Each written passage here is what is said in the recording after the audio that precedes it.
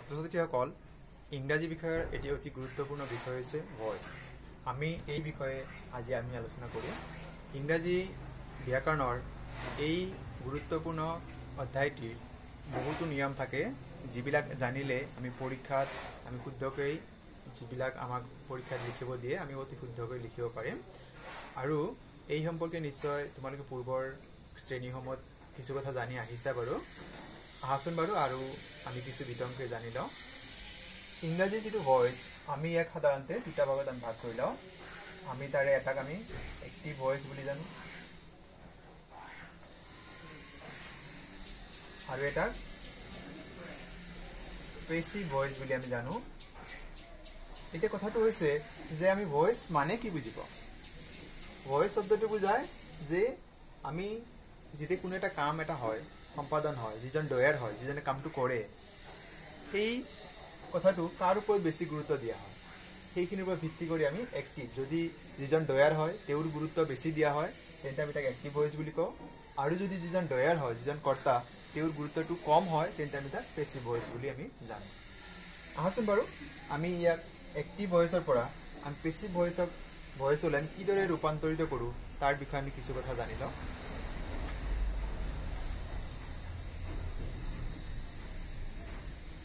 আমি এটা বাক্য লৈছো বাৰু, আই ৰাইট আ ষ্টৰী। এই বাক্যটোৰ ডয়াৰ হৈছে আই, ইয়াৰ অবজেক্ট হৈছে আ ষ্টৰী। আমি যদি অবজেক্ট বিচাৰি পাওঁতে অসুবিধা হয় তেন্তে আমি হোৱাট বা হোম, কি বা কাক বুলি ক'লে এটা বাক্যত যি উত্তৰ ওলাই আহে সেইটো হৈছে অবজেক্ট। গতিকে মই কি লিখো, এটা গল্প লিখো, কি বুলি কওঁতে আমাৰ উত্তৰ ওলাইছে এটা গল্প। গতিকে আমাৰ এই বাক্যটোৰ কাৰণে ষ্টৰী এইখিনি হৈছে আমাৰ অবজেক্ট। ভয়েস চেঞ্জৰ আমি অতি দৰকাৰী নিয়ম কেইটা হৈছে যে ইয়াৰ এক্টিভ ভয়েসৰ যিটো সাবজেক্ট থাকে সেইটো পেসিভ ভয়েসত গৈ অবজেক্ট হ'ব, সাবজেক্ট গৈ ইয়াতে অবজেক্ট হ'ব, ইয়াৰ অবজেক্ট আহি পেসিভ ভয়েসৰ আমাৰ সাবজেক্ট হয়। আৰু এক্টিভ ভয়েসৰ অবজেক্ট যিটো আছিল তাৰ নাম্বাৰ আৰু সেই বাক্যটোৰ টেন্স হিচাপে আমি এটা বি ভাৰ্ব ব্যৱহাৰ কৰোঁ। আৰু আমি ভাৰ্বটো সদায় V3 হিচাপে, ভাৰ্বৰ পাষ্ট পাৰ্টিচিপল বা ভাৰ্বৰ যিটো থাৰ্ড ফৰ্ম সেই হিচাপে ব্যৱহাৰ কৰোঁ। আৰু যেতিয়া এক্টিভ ভয়েসৰ সাবজেক্টটো পেসিভ ভয়েসৰ অবজেক্ট হ'ব তাৰ আগত সাধাৰণতে আমি বাই প্ৰিপজিশন ব্যৱহাৰ কৰোঁ। এই বাক্যটো আমি যদি পেসিভ কৰোঁ তেন্তে আমাৰ হ'ব আ story is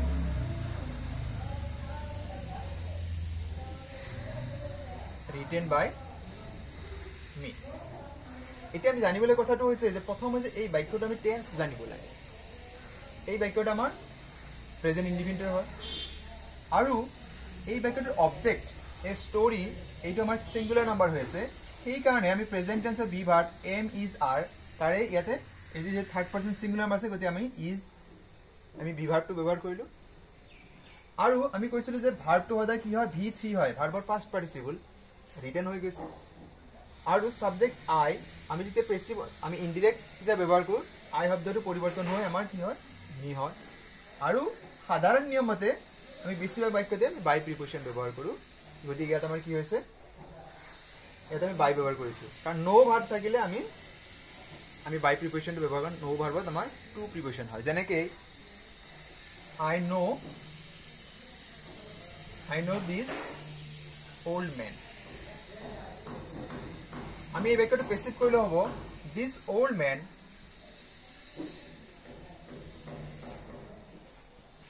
is known to me। কাৰণ ইয়াত আমাৰ বাই প্ৰিপজিশন নহয়, কাৰণ ভাৰ্বটো আমাৰ নো ভাৰ্ব থাকিলে আমাৰ বাই প্ৰিপজিশনৰ ওপৰতে আমি টু ব্যৱহাৰ কৰোঁ। ঠিক তেনেকে নো, এমেজ, আমাৰ কিছু কেইটামান শব্দ আছে যিকেইটাৰ লগত আমাৰ বাই প্ৰিপজিশন সাধাৰণ নিয়মৰ পৰিৱৰ্তে আমি বেলেগ নিয়ম ব্যৱহাৰ কৰোঁ। ঠিক আছে বাৰু, আমি আন কিছুমান আমি নিয়ম জানি লওঁ।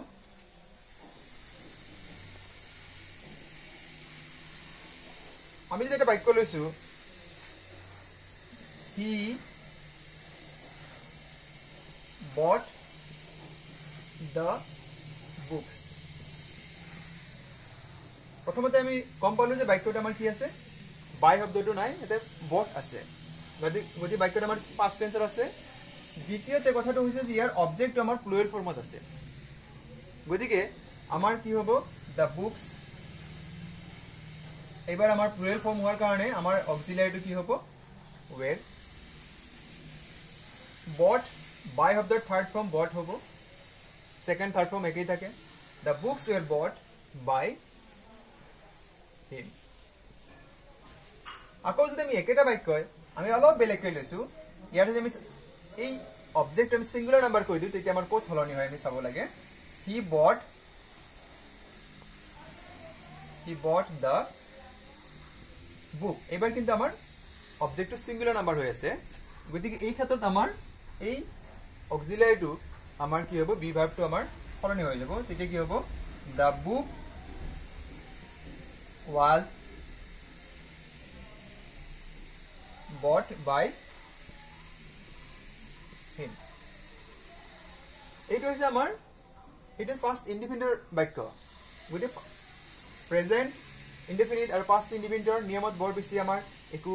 আমাৰ হলনি নহয় কিন্তু এবাৰ আমি কন্টিনিউয়াস টেন্সৰ যিখিনি বাক্য আছে আমি তাক হলনি কৰোতে আমি অলপ সাৱধান হ'ব লগা হয় আমি কন্টিনিউয়াস টেন্সৰ বাক্য আমি যেতিয়া পেসিভ কৰিম কনভাৰ্ট কৰিম তেতিয়া আমাৰ যেটো v3 ব্যৱহাৰ কৰো আমি ভাৰ্বৰ পাস্ট পাৰ্টিসিপল ব্যৱহাৰ কৰো সেই শব্দটোৰ আগত বিং শব্দটো আমি অতিৰিক্তভাৱে যোগ দিব লগা হয় তোমালোকে এই বাক্যটো লক্ষ্য কৰিবা Priya is watching TV. এইটো আমাৰ প্ৰেজেন্ট কন্টিনিউয়াস বাক্য কাৰণ ইয়াত আমাৰ ইজ আৰু মেইন ভাৰ্বৰ লগত আইএনজি যোগ হৈ আছে গতিকে নিয়মমতে মই কি কৈছো জিটু ভাৰ্বৰ আগত v3 জিটু ভাৰ্ব v3 হ'ব watch শব্দটো v3 হ'ব watched হৈ যাব তাৰ আগত আমি কন্টিনিউয়াস টেন্স হলে প্ৰেজেন্ট বা পাস্ট যিকোনো কন্টিনিউয়াস হলে আমি তাত v3 যেটো হ'ব তাৰ আগত বিং শব্দটো ব্যৱহাৰ কৰিম আমি এবাৰ হলনি কৰি দিছো বাক্যটো TV is being watched the watch or third form watched by Priya একেদৰে আমি যদি বেলেগ এটা বাক্য লৈছো Ruma was eating the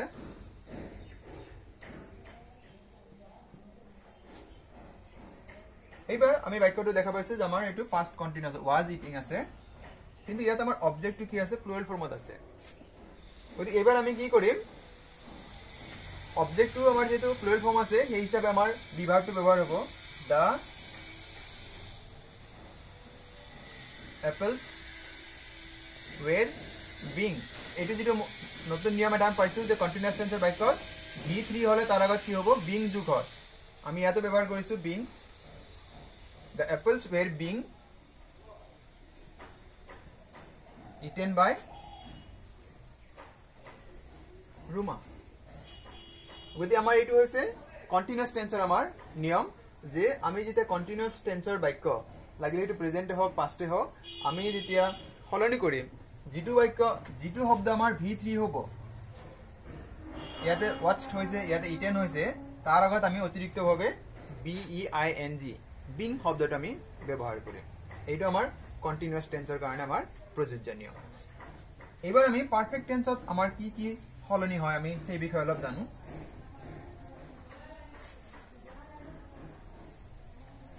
যদি আমাৰ পাৰফেক্ট টেন্স হয় পাৰফেক্ট লাগিলে এটো প্ৰেজেন্ট হোক বা পাস্ট হোক তেতিয়া আমি কি কৰো v3 যেটো হ'ব ভাৰ্বৰ পাস্ট পাৰ্টিসিপল যত আমি ব্যৱহাৰ কৰিম তাৰ আগত আমাৰ কি ব্যৱহাৰ হ'ব been b e n এই been শব্দটো আমি ব্যৱহাৰ কৰিম যেনেকে আমি যদি এটা एग्जांपल লৈছো Ronil has won the trophy এইটো প্ৰেজেন্ট পাৰফেক্টৰ বাক্য হয় হেজ আছে আৰু এইটো V3 হৈ আছে গতিকে আমি এইটো পেসিভ কৰিলে কি হ'ব আমাৰ এটা অলৰেডি সাবজেক্ট অবজেক্ট আমাৰ কি দি আছে দা ট্ৰফি সিঙ্গুলাৰ নাম্বাৰ হৈ আছে গতিকে আমাৰ ইয়াতে কি হ'ব দা ট্ৰফি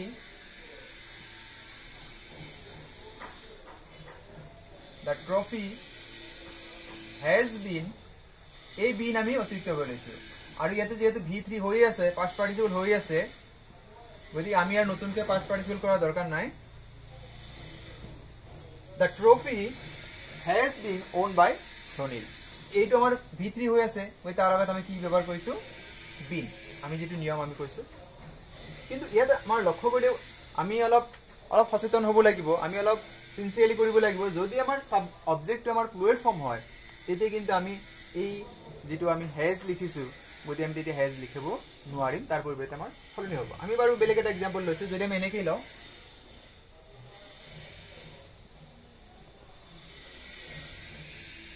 Ramesh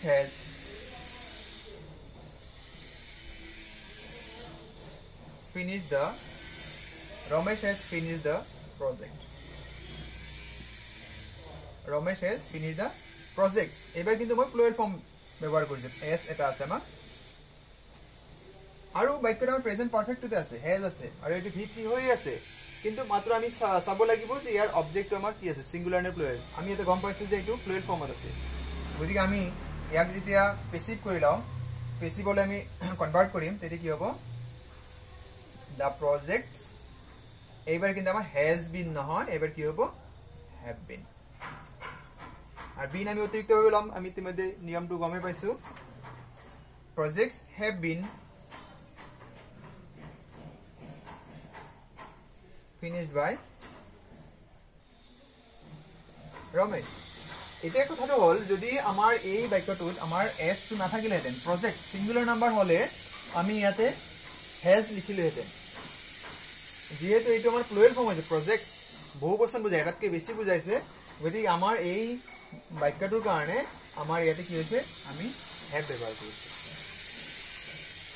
এইবাৰ আমি অনেক ধৰণৰ বাক্য আমি পৰিৱৰ্তন কৰিব ওলাইছো সেইটো হৈছে যে আমি এই ইতিমধ্যে আমি যিমান কেইটা বাক্য আমি শিকিলো তাত আমাৰ কি থাকে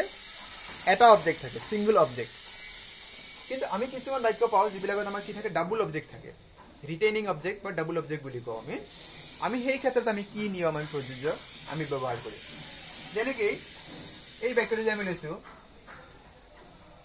cows give us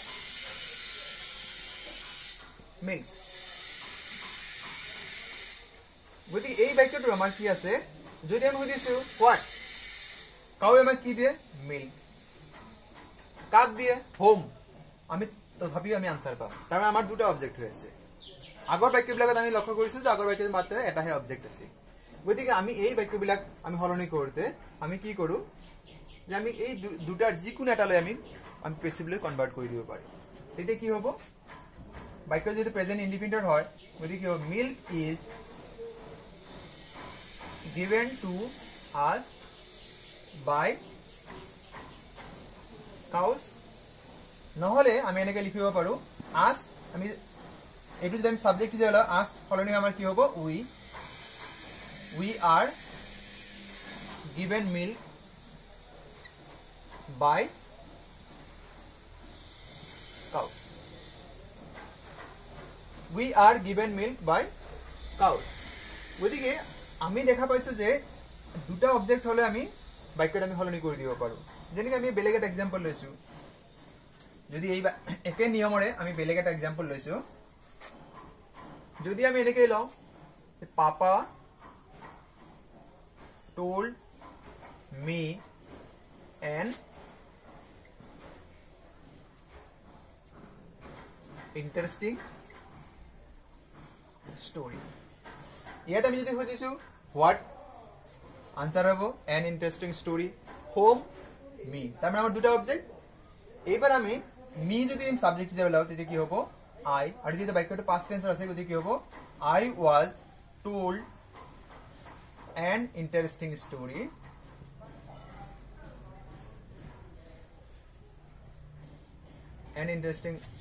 by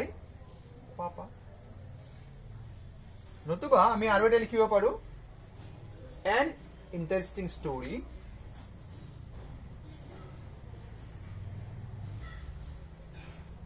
an interesting story was told to me by papa বুঝি এইটো আমাৰ নিয়ম আমি খালি আগৰ বাক্যতকৈ ইয়াতে পাৰ্থক্য এটাই যে আমি ইয়াতে ডাবল অবজেক্ট পাও ডাবল অবজেক্ট হলে পৰীক্ষাত যদি আমাক এনেকুৱা বাক্য আহে তেন্তে আমি যিকোনো এটা অবজেক্ট আমি লিখিব পাৰো গতিকে তেতিয়া আমাৰ ইয়াতে কোনো অসুবিধা নাই আৰু এটা বাক্য আমি শিকি লও বাৰু যেটো হৈছে আমাৰ ইম্পাৰেটিভ সেন্টেন্সৰ গতিকে ইম্পাৰেটিভ সেন্টেন্স মানে আমি নিশ্চয় সকলোৱে জানো যে আদেশসূচক বাক্য কমান্ড অৰ্ডাৰ ৰিকুৱেষ্ট আমি ইম্পাৰেটিভ সেন্টেন্স বুলি জানো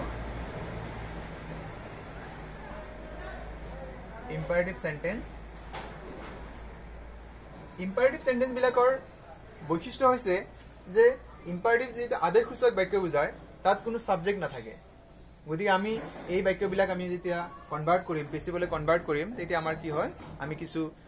সাধাৰণ নিয়মতকৈ আমি অলপ বেলেগ ধৰণে আমি কৰিব লগা হয় ঠিক আছে বাৰু আমি দেখা যাওক যে কোন কি ধৰণে আমি হলনি কৰো যেনেকৈ আমাক আমি ক্লাছৰুমত আমি কেতিয়া পাও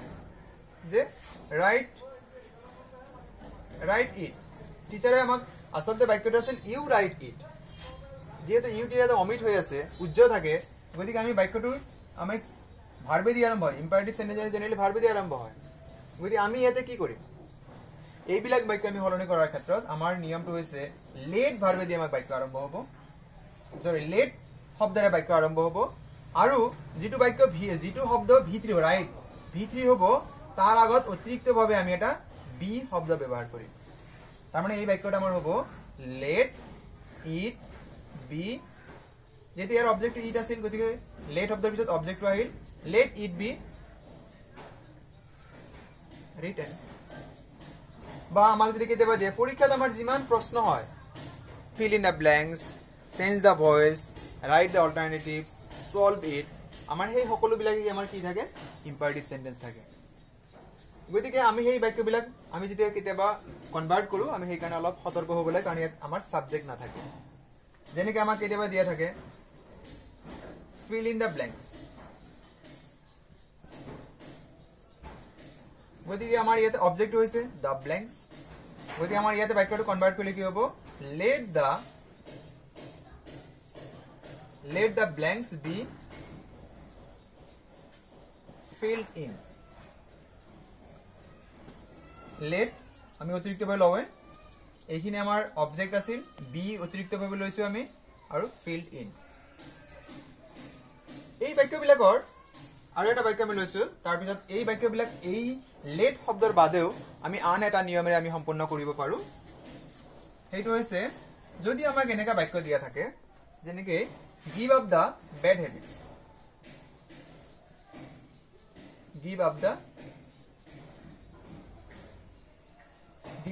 habits আমি নিশ্চয় গম পাইছো এটা ইম্পাৰেটিভ হয় আৰু ইয়াৰ আমাক কি কৰা হৈছে সাজেষ্ট কৰা হৈছে গতিকে আমি কি কৰিব পাৰো এই বাক্যটোৰ আমাৰ সাধাৰণ যেটো নিয়ম let the bad habits be given up এইটো এটা আৰু এটা নিয়ম আছে যে আমি যেটো আমাক ইম্পাৰেটিভ সেন্টেন্স থাকে তাৰ আমি প্ৰথমতে বুজি পাব লাগে যে হেতু কি মিন কৰিছে অৰ্ডাৰ কৰিছে ৰিকুৱেষ্ট কৰিছে সাজেষ্ট কৰিছে আমি তাৰ ওপৰত ভিত্তি কৰি আমি বাক্যবিলাক খলাই ল'ব পাৰো আৰু সেই হিচাপে হলনি কৰি দিব পাৰো আৰু সেই নিয়মটো যেতে এটা আমাক সাজেষ্ট কৰা বুজাইছে গতিকে আমি কি কৰিব পাৰো এই বাক্যটো আমি আৰু যেটো নিয়ম আছে এটো হৈছে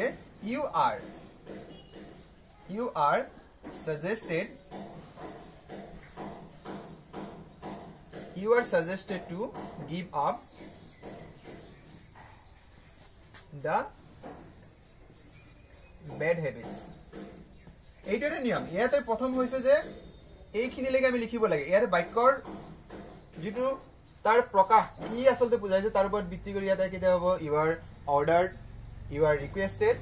আৰু বাকি শব্দ যেটো আমাৰ মূল বাক্য থাকে আমি এজ ইট ইজ আমি টু শব্দৰ পিছত আমি গুটেখিনি লিখি দিও যেনেকৈ আমাক দিয়া আছিল ক্লিন দা ৰুম আমি বাক্যটো নিশ্চয় বুজি পাইছো এটো আমাৰ কি হৈছে অৰ্ডাৰ বুজাইছে গতিকে আমি ইয়াতে লিখিম যে ইউ আৰ